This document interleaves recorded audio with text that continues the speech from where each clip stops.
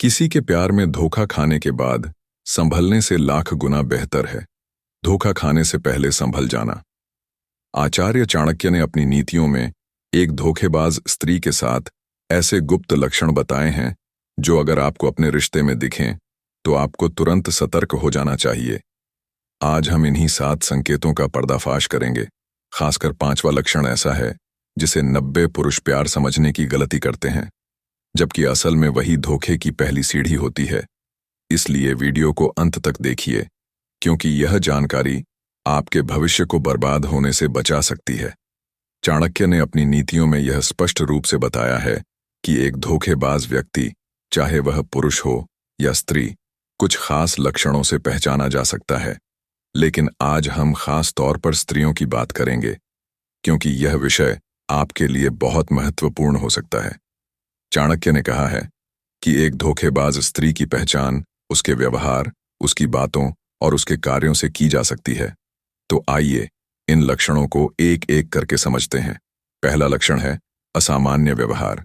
चाणक्य कहते हैं कि एक धोखेबाज स्त्री का व्यवहार सामान्य नहीं होता। वह अक्सर ऐसी बातें करती है जो संदेह पैदा करती हैं। उदाहरण के लिए, अगर आपकी पत्नी या साथी अचानक से अपने रूटीन में बदलाव करने लगे, बिना किसी ठोस कारण के देर रात तक बाहर रहे या फिर अपने फोन को लेकर बहुत ज्यादा सतर्क हो जाए, तो यह एक संकेत हो सकता है। चाणक्य कहते हैं कि जब कोई व्यक्ति अपने व्यवहार को छुपाने की कोशिश करता है, तो वह अनजाने में कुछ ऐसे संकेत देता है जो उसके इरादों को उजागर कर देते हैं। इसलिए आपको अपने साथी के व्यवहार पर नजर रखने की जरूरत है। दूसरा लक्षण है झूठ बोलना। चाणक्य ने कहा है कि धोखा और झूठ एक ही सिक्के के 2 पहलू हैं। एक धोखेबाज स्त्री अक्सर छोटी छोटी बातों में भी झूठ बोलती है। वह अपने झूठ को छुपाने के लिए और ज्यादा झूठ बोलती है और धीरे धीरे यह एक आदत बन जाती है। उदाहरण के लिए, अगर आपकी पत्नी आपसे यह कहे कि वह अपने दोस्तों के साथ थी, लेकिन बाद में आपको पता चले कि वह वहां नहीं थी, तो यह एक बड़ा संकेत है। चाणक्य कहते हैं कि झूठ बोलने वाला व्यक्ति कभी भी लंबे समय तक अपने झूठ को छुपा नहीं सकता। इसलिए आपको अपनी पत्नी या साथी की बातों पर ध्यान देना चाहिए। अगर आपको बार बार झूठ पकड़ा जाए, तो यह धोखे का एक बड़ा संकेत हो सकता है। तीसरा लक्षण है भावनात्मक दूरी। चाणक्य नीति में यह कहा गया है कि एक धोखेबाज स्त्री अपने साथी से भावनात्मक रूप से दूर होने लगती है। वह आपके साथ पहले की तरह खुलकर बात नहीं करती, आपके साथ समय बिताने में रुचि नहीं दिखाती और अक्सर बहाने बनाकर आपसे दूरी बनाए रखती है। यह दूरी धीरे धीरे बढ़ती जाती है और एक समय ऐसा आता है जब आप दोनों के बीच कोई भावनात्मक जुड़ाव नहीं रहता। चाणक्य कहते हैं कि रिश्ते की नींव विश्वास और प्रेम पर टिकी होती है। अगर यह नींव कमजोर हो जाए तो रिश्ता टिक नहीं सकता। इसीलिए अगर आप अपने रिश्ते में यह दूरी महसूस कर रहे हैं, तो आपको सतर्क होने की जरूरत है। चौथा लक्षण है दूसरों की अति प्रशंसा। चाणक्य कहते हैं कि एक धोखेबाज स्त्री अक्सर अपने साथी की तुलना में दूसरों की ज्यादा तारीफ करती है। वह बार बार किसी और की खूबियों को आपके सामने लाती है और आपको यह महसूस कराती है कि आप उसके लिए काफी नहीं हैं। यह एक मनोवैज्ञानिक हथकंडा है जिसका इस्तेमाल वह अपने धोखे को जायज ठहराने के लिए करती है। उदाहरण के लिए, अगर आपकी पत्नी बार बार अपने किसी पुरुष मित्र की तारीफ करें और आपको यह कहे कि वह कितना अच्छा है, कितना समझदार है और आप उसकी तरह क्यों नहीं हैं, तो यह एक बड़ा संकेत है। चाणक्य कहते हैं कि एक सच्चा साथी कभी भी अपने पार्टनर की तुलना किसी और से नहीं करता। 5वां लक्षण है अनावश्यक गुस्सा और चिड़चिड़ापन।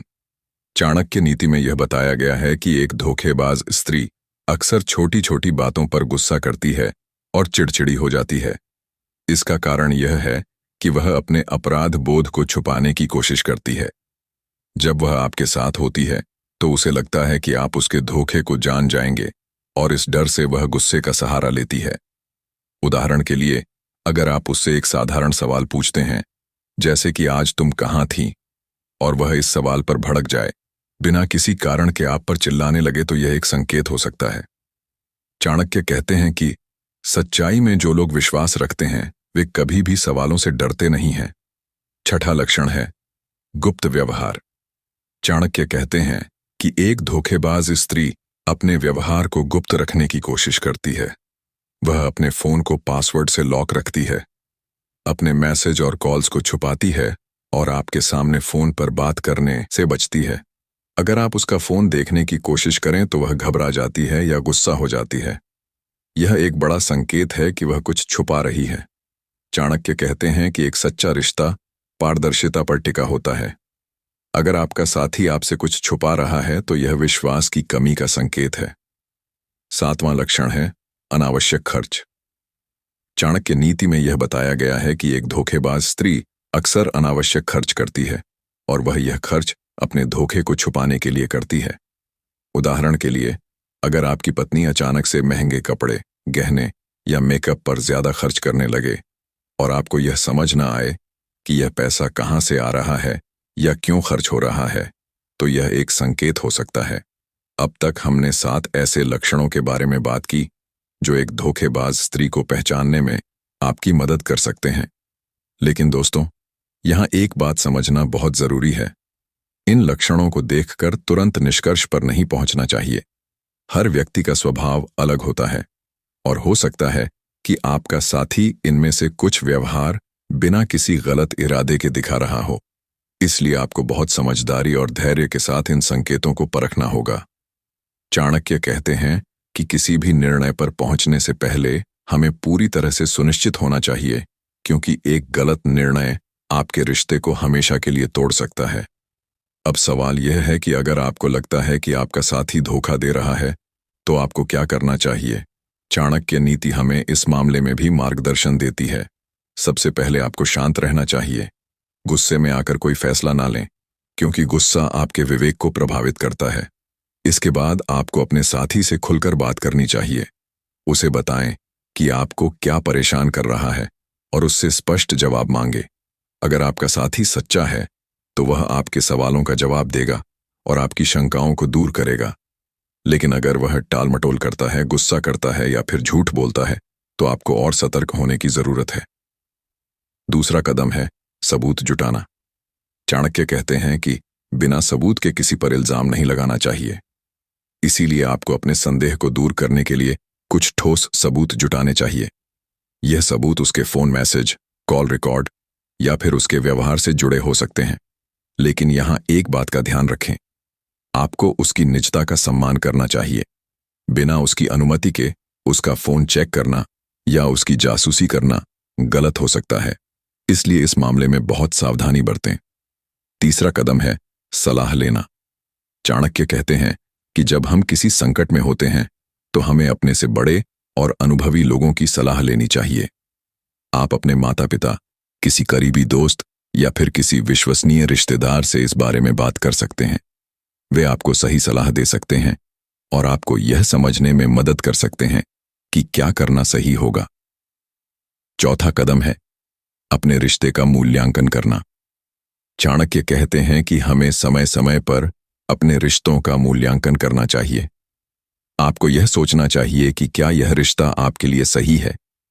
क्या आपका साथी आपके विश्वास के लायक है?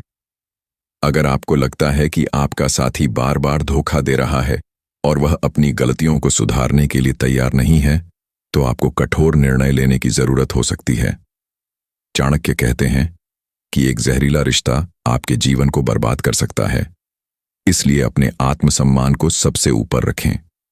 चाणक्य कहते हैं कि जो लोग अपने आत्मसम्मान को सबसे ऊपर रखते हैं, वे कभी भी हार नहीं मानते। इसीलिए अगर आपको लगता है कि आपका साथी धोखा दे रहा है, तो आपको साहस के साथ उसका सामना करना चाहिए। अब बात करते हैं कि धोखे से कैसे बचा जा सकता है। चाणक्य नीति हमें इस मामले में भी कई उपयोगी सुझाव देती है। सबसे पहला सुझाव है रिश्ते में पारदर्शिता रखें। अपने साथी के साथ खुलकर बात करें, अपनी भावनाओं को साझा करें और उसे भी ऐसा करने के लिए प्रोत्साहित करें। जब रिश्ते में पारदर्शिता होती है तो धोखे की संभावना कम हो जाती है। दूसरा सुझाव है विश्वास बनाए रखें। चाणक्य कहते हैं कि विश्वास ही किसी रिश्ते की नींव होता है। अगर आप अपने साथी पर भरोसा करते हैं और वह भी आप पर भरोसा करता है, तो धोखे की कोई गुंजाइश नहीं रहती। लेकिन यह विश्वास अंधा नहीं होना चाहिए। आपको अपने साथी के व्यवहार पर नजर रखनी चाहिए और अगर कुछ गलत लगे तो तुरंत उस पर बात करनी चाहिए। तीसरा सुझाव है, अपने रिश्ते को समय दें। चाणक्य कहते हैं कि जो लोग अपने रिश्तों को समय नहीं देते, उनके रिश्ते कमजोर हो जाते हैं। इसलिए अपने साथी के साथ क्वालिटी टाइम बिताएं, उसके साथ बात करें, उसकी भावनाओं को समझें और उसे यह महसूस कराएं कि वह आपके